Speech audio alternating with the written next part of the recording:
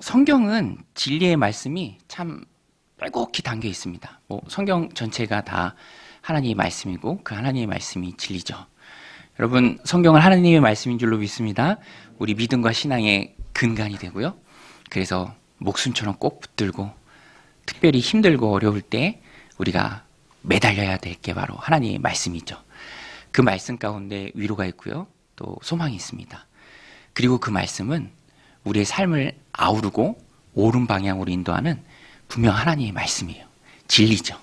성경은 정확무어합니다. 오류가 없어요. 인생사에 겪는 모든 문제와 어려움에 대한 해답이 성경에 다 있습니다. 진리의 말씀이죠. 우리 믿음과 신앙을 굳게 붙드는 하나님의 말씀입니다. 그런데 이 성경에는 진리이기 때문에 성경이 다 옳죠? 성경과 우리의 생각이 배치되고 충돌한다면 우리가 성경에 맞춰야 합니다. 우리의 생각을 성경을 통해서 점검하는 거예요. 마치 거울을 보듯이. 그런데 성경에 보면은 특별히 좀 어렵다라고 느끼는 그런 진리의 말씀도 있어요. 그렇죠. 하나님의 말씀이기 때문에 우리의 이성과 또 생각의 한계를 뛰어넘는 그런 말씀도 있습니다. 대표적인 게 삼위일체 하나님이죠. 성경에 삼위일체라고 정확한 단어가 나오는 것은 아니지만 성경을 읽으면 당연히 삼위일체 하나님이 나옵니다. 예수님이 하나님이시죠. 요한복음 1장 1절로 3절이죠. 태초에 말씀이 계시니라. 이 말씀이 하나님과 함께 계셨으니 이 말씀은 곧 하나님이시니라. 그가 태초에 하나님과 함께 계셨고 만물이 그로 말미암아 지은 바 되었으니 지은 것이 하나도 그가 없이는 된 것이 없느니라. 예수님이 하나님이시고요. 창조 때에 함께 계셨고요. 예수님이 창조주십니다. 그러니까 당연히 성경을 읽으면 도출될 수 있는 결과는 삼위일체 하나님이에요. 성부 하나님, 성자 하나님, 성령 하나님. 그러니까 삼위일체를 우리가 이해하기는 좀 어렵죠. 누구도 삼위일체를 정확하게 이해할 수는 없습니다. 그러나 성경이 말하고 있기 때문에 우리가 그것을 인정하고 믿음으로 받아들이는 거죠. 특별히 우리의 이성과 한계를 뛰어넘는 게 또 있는데 여러 가지가 있겠지만 삼위일체와 더불어서 참 이해하기 어려운 게 하나님의 작정과 인간의 책임이에요. 이게 참 신비로워요. 하나님이 작정을 하세요. 창세전에 우리를 선택하시는 작정, 자녀 삼으시는 작정, 구원하시는 그 작정. 그런데 또 인간의 책임이 같이 성경에 나오기도 합니다. 이게 모순 같지만 충돌하지 않고 성경은 둘을 다 인정합니다. 양립한다라고 말해요. 하나님의 작정이 있고요. 그 작정 가운데 악에 대한 인간의 책임도 분명히 있습니다. 성경 여러 곳에서 그것을 같이 이야기합니다. 그래서 우리가 성경을 읽을 때 어떤 면에서는 좀 편견의 안경을 내려놔야 할 때도 있어요. 왜냐하면 성경이 진리의 말씀이 그대로 말씀하시는 것을 우리가 가감없이 그대로 받아야 하기 때문이죠. 특별히 로마서 9장 10절, 13절에 보면 오늘 본문에 나오는 에서 하나님의 작정이 이 야곱과 에서 가운데도 있어요. 그것을 로마서가 분명히 말해주고 있습니다. 아시는 것처럼 에서는 육신의 자녀예요. 언약의 자녀는 야곱이죠. 그래서 하나님께서 언약의 자녀다라고 선택하시고 작정 가운데 부르신 사람은 야곱입니다. 에서가 아니에요. 그런데 하나님의 이 작정이 얼마나 놀라운지 뱃속에 있을 때 태어나서 선악간에 어떤 행위를 하지 않았을 그때부터 하나님께서 야곱을 하나님의 자녀로 선택해 주셨죠. 로마서 10장 9장 10절로 13절인데요. 우리 같이 한번 읽겠습니다. 시작. 그뿐 아니라 또한 리브가가 우리 조상 이삭 한 사람으로 말미암아 임신하였는데 그 자식들이 아직 나지도 아니하고 무슨 선이나 악을 행하지 아니한 때에 택하심을 따라 되는 하나님의 뜻이 행위로 말미암지 않고 오직 부르시는 이로 말미암아 서게 하려 하사 리브가에게 이르시되 큰 자가 어린 자를 섬기리라 하셨나니 기록된 바 내가 야곱은 사랑하고 에서는 미워하였다 하신과 같으니라. 이 하나님의 작정이죠. 예정이고 선택입니다. 하나님이 행위로 사람을 구원하시는 게 아니에요. 하나님의 선하시고 깊으신 뜻에 따라 그 작정하심에 따라 그리고 하나님의 예정하심에 따라, 선택하심에 따라 아직 태어나서 선악간에 어떤 일을 행하지도 않았을 그때에 야곱을 자녀로 하나님께서 선택하셨죠. 그래서 구원은 행위로 얻는 게 아니라 하나님의 은혜입니다. 에베소서 2장 8절에서 잘 말씀하고 있는 것처럼 하나님께서 선물로 주시는 것이 바로 구원입니다. 너희가 그 은혜를 인하여 믿음으로 말미암아 구원을 얻었나니 이것이 너희에게서 난 것이 아니요 하나님의 선물이라. 이는 누구든지 자랑치 못하게 하려 함이라. 하나님이 은혜 중에 우리를 선택하신 것이죠. 여러분, 하나님이 은혜 가운데 우리에게 구원을 선물로 주신 줄로 믿습니다. 자격이 아니에요. 행위가 아닙니다. 그냥 너는 내 자녀다. 불가항력적인 은혜로 하나님 우리를 부르시고 우리를 구원시켜 주신 것입니다. 그 은혜를 야곱이 누렸죠. 이렇게 야곱은 하나님께 사랑을 받았습니다. 야곱을 선택하는 것이 하나님의 뜻입니다. 그런데 오늘 본문의 이 말씀의 36장의 전체 내용이 언약 밖에 있는 사람, 그리스도 밖에 있는 사람, 에서의 족보입니다. 에서의 족보예요. 에서는 하나님 예정 가운데 하나님의 언약의 자손은 야곱이죠. 에서는 바꿔 말하면 그리스도 밖에 있는 자입니다. 그러면 하나님의 예정이 있었고요. 그런데 오늘 본문에도 보면 하나님의 예정과 양립하는 인간의 책임에 대해서도 잘 나옵니다. 에서가요, 하나님 주신 장자의 직분을 가볍게 여겼죠. 하나님 주신 장자의 직분을 가볍게 여겼습니다. 그래서 에서의 책임도 분명히 있어요. 이게 참 오묘한 것 같아요. 하나님이 예수 그리스도를 예정 가운데, 작정하신 가운데 구원자로 우리에게 주셨죠. 그러나 예수님을 십자가에 못 박는 악한 자들이 있었어요. 사도행전에서도 그 하나님의 작정과 또 악한 자들의 책임을 둘 다 인정을 합니다. 그러니까 너무 오묘한 거죠. 오늘 본문에서도 에서가 야곱과 달리 언약 밖에 있었지만 언약 밖에 있을 수밖에 없는 그 에서 자신의 책임에 대해서도 이 성경이 그것을 잘 얘기해주고 있습니다. 특별히 창세기 25장 34절에 보면 결정적인 에서의 잘못이 나오죠. 에서가 팥죽 한 그릇과 장자의 명분을 팝니다. 25장 34절에 보면 야곱이 떡과 팥죽을 에서에게 주매 에서가 먹으며 마시고 일어나 갔으니 에서가 장자의 명분을 가볍게 여김이었더라. 이 성경이 분명히 기억하고 있어요. 그리고 36장에 나오는 전체 에서의 족보를 봐도 에서가 그리스도 밖에 있는 그 모습의 합당함을 에서가 스스로 잘 보여주고 있습니다. 그게 우리가 읽었던 구절이에요. 8절과 19절. 첫 번째는 에서가 떠나요. 가나안 땅을 떠납니다. 언약의 땅, 약속의 땅, 가나안 땅을 떠나죠. 마치 아브라함의 조카 롯이 자기 눈에 보기 좋은 대로 소돔 땅으로 갔던 것처럼 똑같은 방법으로 에서도 하나님 주신 그 언약의 땅을 떠납니다. 가나안을 떠나서 세일산에 정착을 하죠. 오늘 말씀 읽었던 8절인데 우리 7절부터 같이 한번 읽겠습니다. 시작. 두 사람의 소유가 풍성하여 함께 거주할 수 없음이러나 그들이 거주하는 땅이 그들의 가축으로 말미암아 그들을 용납할 수 없었더라. 이에 에서 곧 에돔이 세일산에 거주하니라. 에서가 그렇게 떠나갑니다. 세일산으로 가서 거주를 해요.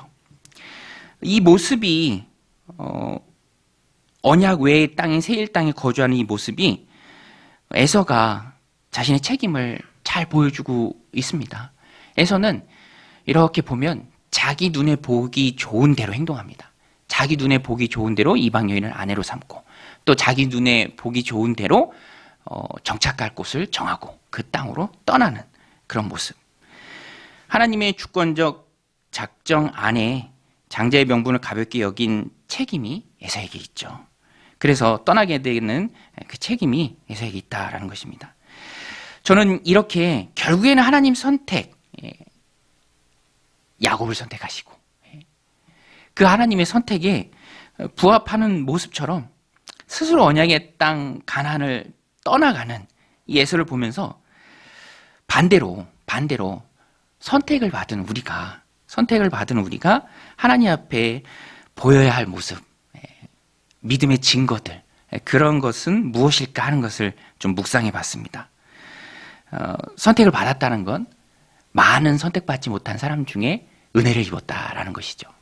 그래서 예정론은 항상 은혜 입은 자들을 향하는 하나님의 위로의 말씀이에요. 내가 감사한 거예요. 얼마나 감사합니까? 많은 사람들 중에 나를 선택해 주시고, 많고 많은 사람들 중에 하나님 자녀 삼아 주시고, 내 행위나 내 의로움이 아니라 그저 선물로 구원을 우리에게 허락해 주신 하나님의 은혜가 얼마나 감사합니까? 그러면 그 은혜를 입지 못한 에서의 모습 가운데 은혜 입지 못함에 합당한 모습이 보였던 것처럼 스스로 떠나가잖아요.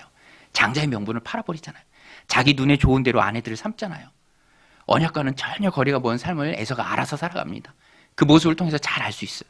그러면 반대로 선택받은 우리도, 그 무한한 은혜를 입은 우리도, 하나님 사랑 안에 거하는 우리도 오늘 이 시간에도 우리를 향하여 흐르는 그 하나님 은혜에 합당한 삶, 그 믿음의 증거들 역시 우리도 보여야 하지 않을까요? 우리를 보면서 참 하나님의 은혜 받은 사람의 모습이 저와 같다, 하나님 부르심에 합당한 모습이 저와 같다라는 그 모습, 그 고백, 그 믿음의 증거들이 우리들 삶 가운데 있어야 한다라는 것을 36장에 나오는 에서의 족보를 통해서 우리가 잘 알 수 있어요. 36장이 에서의 족보입니다. 이것을 끝으로 에서는 성경에 나오지 않아요. 오히려 에서의 후손이 에돔 족속이 이스라엘의 종이 되기도 하고요. 또 이스라엘을 괴롭히기도 하고요. 반대편에 있는 그런 민족으로 성장합니다. 그래서 오늘 본문을 보면 은혜 입은 우리의 모습은 어때야 할까, 그것을 생각하게 됩니다. 은혜로 선택받은 우리는 어때야 합니까? 은혜로 선택받은 우리는 어때야 합니까? 오늘 본문의 핵심 메시지인데요. 은혜에 합당한 모습이 있어야 한다라는 거예요. 에베소서의 말씀처럼 너희가 부르심에 합당한 모습을 가져라, 보여라. 구원의 은혜를 받은 자로서 부르심에 합당한 모습은 무엇일까? 이 오늘 본문을 중심으로 놓고 보면, 오늘 본문을 중심으로 핵심으로 살펴보면 에서의 반대편이죠. 에서는요, 믿음의 땅, 하나님 주신 그 가나안 땅을 떠나갔습니다. 떠나갔어요. 자기 눈에 보기 좋은 대로 자기 중심에 자기가 왕이 되는 모습을 가지고 문맥을 놓고 보면 그래요. 그것을 보고 언약의 땅을 떠나갔죠. 스스로 알아서 떠나갔습니다. 이것을 우리들 삶 가운데 적용한다면 우리는 약속의 땅을 지키는 거예요. 하나님 주신 약속의 땅을 지키는 것이죠. 약속의 땅을 떠나지 않고 머무르는 것입니다. 그런데 이것을 문자 그대로 적용할 수는 없죠. 우리가 약속의 땅을 떠나지 않는 걸 현대적으로 바꿔서 우리들 삶 가운데 적용하면 무엇일까? 그것은 내가 내 삶의 주인이 되지 않고, 또 삶의 어떤 어려움이나 시련이 찾아올 때에도 믿음과 신앙을 잘 지키고 그 안에 잘 머무르는 것이죠. 머무르는 것입니다. 떠나지 않고 머무르는 것. 떠나가게 하는 어떤 외부의 혹은 내적인 어떤 시련이 온다 할지라도 우리가 떠나지 않고 그 신앙 안에 잘 머무르는 것입니다. 폭풍 같은 시련 속에서도 믿음을 굳건히 지키는 것이죠. 그것이 은혜로 구원받은 우리가 하나님 앞에 보여야 할 부르심에 합당한 모습입니다. 오늘 이 말씀처럼 떠나가게 하는 시련이 있을지라도 믿음의 공동체를, 또 신앙의 자리를 꿋꿋하게 잘 지켜나가는 저 여러분들이 다 되시길 바랍니다. 그것이 에서의 36장 족보를 통해서 우리가 보는 거예요. 에서는요, 자기가 알아서 떠나갔어요. 믿음의 자리, 가나안 땅, 그 소중한 언약의 자리, 알아서 장자의 명분도 팔고요, 또 알아서 그 땅을 떠나가서 알아서 믿음의 대척점에 서는 조상이 됩니다. 에돔 족속이 되죠. 이 말씀을 보면서 우리는 반면교사로 삼아야 합니다. 부르심에 합당한 모습, 시련 중에도 믿음 생활을 잘하는 것, 시련 중에도, 폭풍 같은 시련 중에도 신앙생활을 잘하는 것. 제가 컴퓨터 자료를 정리하면서 수년 전에 중등부 맡았을 때 수련회 갔던 그 소책자 자료를 이렇게 봤어요. 뜻하지 않게 봤는데 그때 주제가 굳건한 믿음이었습니다. 굳건한 믿음, 굳건한 믿음. 그리고 그 주제 아래 제가 어디서 봤는지 영어로도 써놨더라고요. 근데 그 영어 표현이 참 좋아요. Make your faith unshakable. unshakable. 흔들리지 않게 너의 믿음을 만들어라.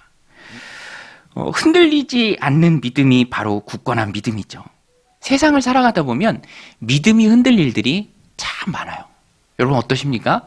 우리가 믿음을 갖고 신앙생활을 해가지만 세상을 살아가다 보면 내가 가지고 있는 그 믿음이 참 별것 아니다 라고 생각될 정도로 누가 한번 툭 쳐도 흔들릴 때가 참 많이 있습니다. 그럴 때 우리가 굳건한 믿음을 가져야죠. 믿음과 신앙의 자리를 시련이 있다 할지라도 고난과 역경이 있다 할지라도 우리가 그 자리를 지켜내야 합니다. 흔들리지 않아야죠. 믿음이 흔들릴 일들이 참 많이 있어요. 전에 다른 교회 다니는 어떤 성도님하고 잠깐 얘기할 기회가 있었는데 그분이 그 잠깐 사이에 저한테 고민을 말씀하시더라고요. 무슨 고민이냐면 길지 않은 시간 대화를 나누는데 시험거리가 있다는 거예요. 시험거리가 있대요. 그래서 참 마음이 어렵다 그런 고민을 털어놔요. 근데 제가 참 남일 같지 않아서 그런 경우들을 참 많이 보잖아요. 그리고 그 결과가 어떤지도 봅니다. 그래서 진심으로 조언을 해드렸어요. 그분이 지금 믿음이 흔들리고 있는데 참 중요한 시기입니다. 중요한 시기고요. 그러나 요것 하나 넘어가면, 요 고비 한번 넘기면 이후로 신앙생활에 굳건한 믿음이 생깁니다. 그러니 저는 성도님이 요 믿음의 시기, 이 시련의 시기를 잘 넘기면 참 좋을 것 같네요. 라고 조언을 했던 기억이 있습니다. 견뎌보세요. 이렇게 말씀을 드렸죠. 그렇죠. 문제가 있고 어려움이 있어도 견디고 버티면 우리가 굳건한 믿음을 갖게 됩니다. 하나님께서는 우리가 예수님 닮는 신앙의 성숙함을 위해서 우리로 하여금 어떤 때에는 믿음의 시련을 허락하실 때도 있습니다. 여러분 한번 생각해 보세요. 우리 어제 성경 공부에서도 나눴던 주제인데 예수님 닮는 게 신앙의 목표잖아요. 여러분 우리가 예수님 닮아야 할 줄로 믿습니다. 예수님 닮는 게 신앙의 목표예요. 그런데 시련 가운데 예수님 많이 닮나요? 아니면 축복 가운데 예수님 많이 닮나요? 한번 생각해 보세요. 언제 예수님 많이 닮습니까? 어떤 분들은 둘 다라고 얘기해요. 둘 다요 이렇게 얘기하는데 그럼에도 불구하고 인정하긴 싫지만 우리가 시련 가운데 고난 가운데 어려움이 있을 때 그때 예수님을 많이 닮아요. 그래서 사도들은 시련이 너에게 찾아오거든 기쁘게 여기라. 기쁜 것은 아니지만 기쁘게 여기라. 왜냐하면 그 시련을 통해서 한 번 더 성숙하게 되고 예수님을 닮게 되는 계기가 된다라는 거예요. 그러니까 시련이 찾아오면 필요해서 주님이 주신 거고 그 시련 가운데 내가 예수님을 더 닮아가고 성숙해지고 비 온 뒤에 땅이 굳어지듯이 흔들리지 않는 흔들릴 많은 세상에서도 흔들리지 않는 그 굳건한 믿음을 우리가 소유하게 됩니다. 그래서 그것은 기쁜 거예요. 특별히 시련이 한 번 오고 두 번 오고 하나님 은혜 가운데 감당할 만한 시험이 오고 그래서 내가 그것을 잘 버티고 인내하는 중에 견뎌내면 우리 믿음이 한 단계 더 도약하는 거죠. 똑같은 것은 더 이상 시험이 되지 않습니다. 이겨내는 거죠. 얼마나 굳건한 흔들리지 않는 믿음입니까? 애소를 통해서 우리가 알 수 있죠. 우리도 버티고 인내하면서 그 자리를 지켜야 합니다. 야고보서 1장 2절 4절인데요. 이것도 우리 같이 한번 읽겠습니다. 시작. 내 형제들아 너희가 여러 가지 시험을 만나거든 온전히 기쁘게 여기라. 이는 너희 믿음의 시련이 인내를 만들어내는 줄 너희가 알미라. 인내를 온전히 이루라. 이는 너희로 온전하고 구비하여 조금도 부족함이 없게 하려 함이라. 온전하고 구비하여 조금도 부족함이 없으신 사람이 한 분 계세요. 그분이 누구죠? 예수님이죠. 그러니까 시련은 우리에게 인내를 주고요. 우리가 시련 가운데 인내하고 버티고 그 믿음과 신앙의 자리를 지켜내면 우리는 예수님을 닮는 거예요.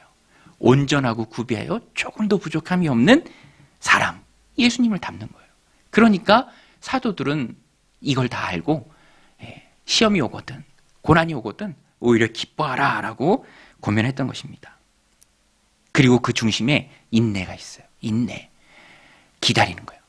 여러분 에서가 팥죽 한 그릇을 바꿨는데 그것을 성경은 콕 집어서 당시에도 얘기하지만 쭉 얘기해요. 내내 얘기합니다. 신약에 보면 히브리서에서도 얘기해요.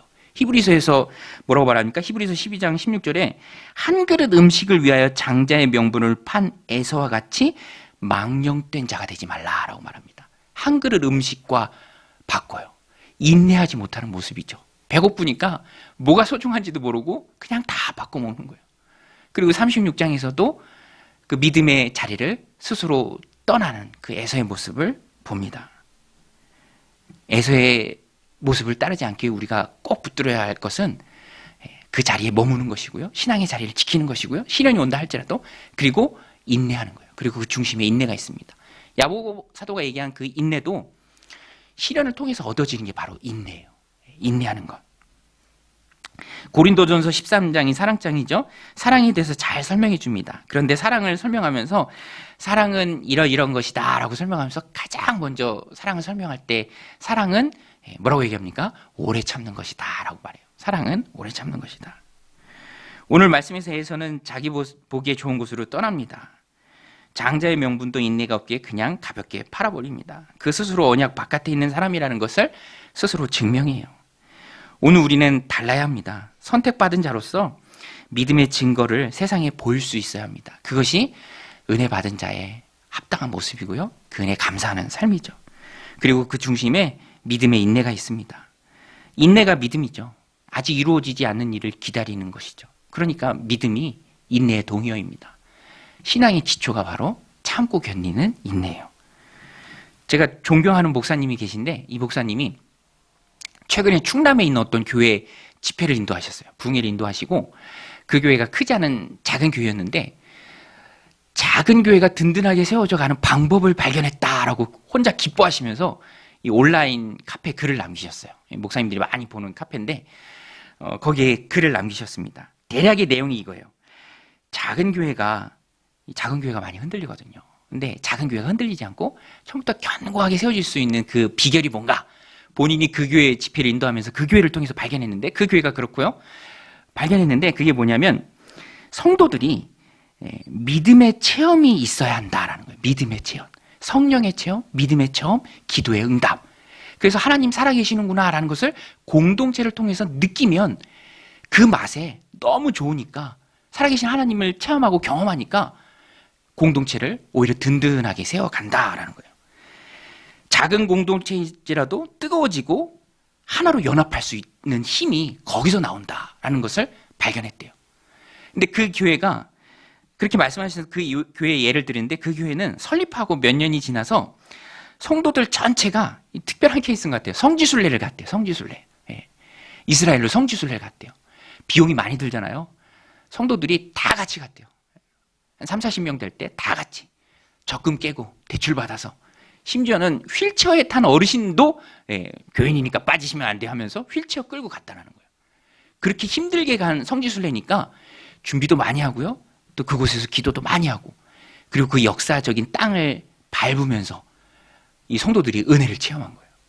그리고 그때부터 믿음을 체험하고 하나님의 놀라운 역사가 교회를 통해서 공동체를 통해서 나타나고 기도의 응답이 있고 그러니까 공동체가 힘있게 세워지는 거죠.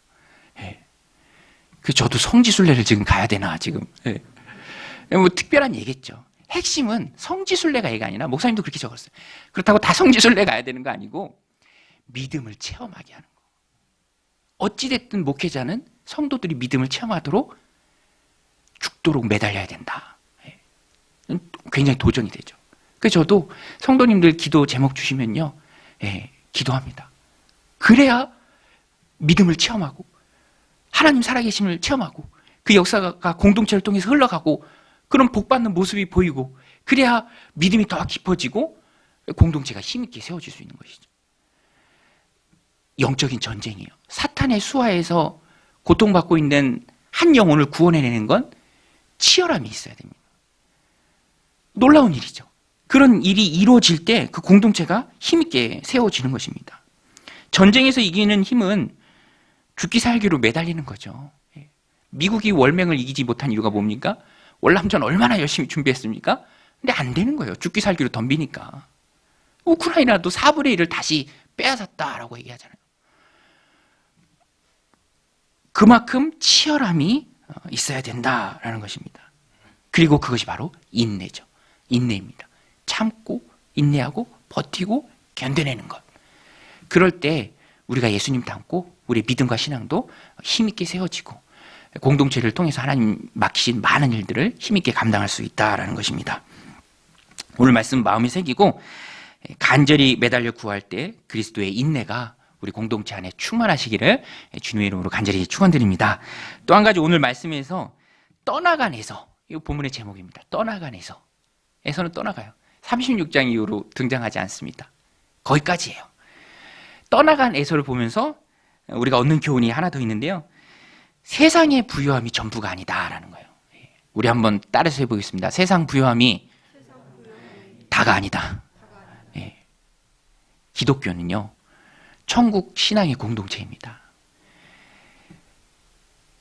하나님이 약속하신 복이 있어요. 이 땅에서 누리는 기름진 복이 있습니다. 그러나 거기서만 머물러 있으면 안 돼요. 한 걸음 더 나가야 돼요. 떠나간 에서를 보면서 알 수 있어요. 떠나간 에서 어떻게 되었을까요, 여러분? 에서가 떠나갔습니다. 세일산으로 갔어요.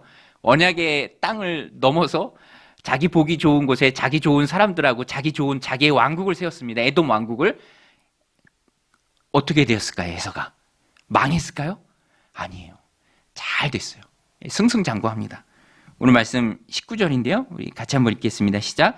에서 곧 에돔의 자손으로서 족장된 자들이 이러하였더라. 이후로부터 에서의 자손들이 쭉 나옵니다. 족장이라고 되어 있는데요. 제가 현대적으로 번역하면 사장이라고 번역할 수도 있을 것 같아요. 사장된 자들. 네. 승승장구했습니다. 다 잘 됐어요. 특별히 하나님이 주신 복도 있었어요. 그런데 거기까지예요. 거기까지. 현세에서 누리는 복, 거기까지. 그래서 우리가 에서를 부러워하진 않죠. 이 땅에서 잘 됐다고 에서를 부러워하지는 않습니다. 왜냐하면 이 땅은 어디까지나 이 땅이에요. 우리 성경 공부할 때도 자주 드리는 말씀인데, 우리의 인생을 볼 때 하나님이 집중해서 보시는 부분하고 우리가 집중하는 부분하고 달라요. 거기서 오는 괴리감이 있어서 헷갈릴 때가 있습니다. 그래서 우리가 우리의 인생을 볼 때 1생이라고 보면 안 되고 3생이라고 봐야 돼요. 인생은 3생이다. 어떻게 3생입니까? 엄마 뱃속에서 9개월. 그리고 이 땅에서의 90년. 그리고 죽어서 영생. 근데 하나님이 집중하시고 또 바라보시는 것은 3생이에요. 그래서 우리로 하여금 2생의 삶에서 3생을 준비하게 하십니다. 진짜는 영생부터죠. 영생부터입니다. 엄마 뱃속에서 9개월에서 이 현세의 삶을 준비하죠. 준비가 잘 돼야죠. 또 이 땅에서 우리가 준비가 잘 돼서 하나님 부르실 그때 하나님 나라에 가야 합니다. 그래서 우리가 바라보는 곳은 천국이죠. 하나님 나라입니다. 하나님께서는 언제나 영생에 초점을 맞추고 계세요. 그래서 우리에게 예수님 닮으라고, 천국 사람 되라고, 천국을 더 잘 누리라고 때때로 시련을 허락하실 때도 있습니다. 그래서 우리는 인내 가운데 머무르면서 버티면서 더 예수님 닮고 더 예수님 닮은 모습으로 이 땅을 준비하고 나중에 천국에 가는 거예요. 그래서 우리의 시선은 언제나 천국에 고정되어 있어야 합니다. 이 땅에서의 삶이 전부라면 어떻겠어요? 바울이 고린도전서 15장 19절에서 말합니다. 우리 같이 한번 읽어보겠습니다. 시작. 만일 그리스도 안에서 우리의 바라는 것이 다만 이 세상의 삶뿐이면 모든 사람 가운데 우리가 더욱 불쌍한 자이리라. 만일 우리가 바라는 것이 그리스도 안에서 이 세상뿐이면 세상 사람들 중에 제일 불쌍한 사람이 바로 우리죠. 삼생이 없다면, 이 세상이 전부라면 제일 불쌍한 사람이 우리고요. 특별히 불쌍한 사람이 누굴까요? 특별히 불쌍한 사람이 저 아닐까요? 얼마나 불쌍합니까? 그렇죠. 그런데 영생이 있습니다. 여러분, 우리에게는 하나님 품이라는 영생이 있는 줄로 믿습니다. 그래서 우리의 시선은 항상 그곳에 가 있어야 돼요. 그래야 내가 세상에서 당하는 시련이 좀 있어도 이거 예수님 닮으라고 하나님 주신 특별한 과외다, 코스다, 필요해서 주신 것이다. 그리고 예수님 점점 닮아가는 거예요. 바울처럼, 베드로처럼, 그리고 믿음의 선배들처럼. 그러니 얼마나 즐겁고 행복하고 또 이 땅에서 해결되지 않는 문제가 전혀 없는 것이죠. 다 해결됩니다. 그래서 이 땅에서 삶은 천국을 준비하는 시간으로 봐야 할 수 있습니다. 90년하고는 비교할 수 없을 만큼 이게 긴 시간이라고 말할 수도 없어요. 왜냐하면 영생은 시간의 개념이 아니기 때문에 이 비교 자체가 불가능합니다. 그러니까 진짜는 영생에서 시작되는 게 맞아요. 에서는 이 땅에서 자기 좋은 대로 살았습니다. 자기 눈에 좋은 대로 이방 여인 여럿을 아내로 삼았습니다. 자기 눈에 보기 좋은 대로 정착할 곳을 자기가 주인이 되어서 정했습니다. 풍요를 누렸습니다. 승승장구했습니다. 후손에 사장들이 많았습니다. 부족한 게 없었습니다. 그러나 그뿐이죠. 에서에게 천국은 허락되지 않았어요. 그러니까 절대로 에서의 삶이 우리 그리스도인들에게 부러운 삶은 아닙니다. 언약의 자녀가 되지 못했죠. 그래서 언약의 자녀인 우리는 달라야 돼요. 달라야 합니다. 천국의 소망을 가지고 하나님 나라를 준비하는 마음으로 이 땅을 살아가야 돼요. 어떻게든 예수님을 더 많이 닮고, 제가 전에 한번 말씀드렸잖아요. 교회 오빠라는 곳에서 그 집사님이, 영화가 끝난 후에는 소천하신 집사님이에요. 내가 이 땅에서 하루를 더 살아도, 하루를 더 산다면 하루를 더 살아야 할 그 이유는 그 하루만큼 예수님 더 닮는 거다. 예수님 더 닮고, 하루라도 너 예수님 더 닮고 내 품에 오렴, 하늘나라 오렴. 그것이 우리를 향한 하나님의 마음이에요. 진짜는 영생에서 시작됩니다. 우리는 다릅니다. 언약의 자녀라는 신분을 귀하게 여겨야 합니다. 성도의 신분이 성경에 여러 가지로 소개되는데, 그중에 제가 참 좋아하고 귀한 신분은 고린도후서 11장에 나오는 신분입니다. 그리스도의 약혼자. 남녀 구분이 없습니다. 우리는 다 그리스도의 신부예요. 저도 신부고요. 여러분들도 다 신부죠. 신부에게 가장 중요한 건 혼인잔치를 순결하게 기다리는 거예요. 잔치를. 저는 아름다운 걸 보면 그렇게 눈물이 나거든요. 근데 제가 아껴두고 가끔씩 보는 영상 중에 몰래카메라 같이 해외에서 찍은 영상인데, 이 남자가 여자한테 프로포즈 하는 영상이에요. 그런데 그거를 굉장히 퍼포먼스를 대단하게 합니다. 막 사람들을 사고, 방송국에서 하는 거니까. 그런데 그 이제 프로포즈를 할 때 그 프로포즈 당하는 여자가, 신부될 사람이 너무 감격에 겨워서 막 울어요. 근데 저는 그 영상을 보면서 어떤 마음이 드냐면, 그게 꼭 우리의 마지막 모습 같아요. 천국 혼인잔치. 천국 혼인잔치. 내가 예수 그리스도의 신부로서 이 땅을 살아가면서 즐길 수 있는 것 안 즐기고, 우리 주님을 위해 다른 것 다 포기하고, 희생하고, 감수하고, 손해도 보고, 그러다가 마지막 혼인잔치에 예수님 앞에 딱 섰을 때 그 혼인잔치가 얼마나 감격스럽겠어요. 얼마나 감격스럽겠습니까? 제가 어제 성경 공부할 때도 얘기했는데, 춘향이 이도령 기다리면서 변사또의 수총도 다 거부하고 옥살이하고, 그러다가 이도령을 만나고, 그거 얼마나 감격스럽습니까? 그런데 우리가 그래요. 우리가 마지막 그 잔칫날. 그래서 우리는 에서와 같은 모습들을 다 버리고 그리스도의 신부로서 분명한 정체성을 가지고 이 생을 살아야 합니다. 그럴 때 마지막 날이 더 기쁘고 더 감격스럽고, 주님이 우리의 눈에서 눈물을 닦여주시는, 계시록에 보면 그런 게 다 나오잖아요.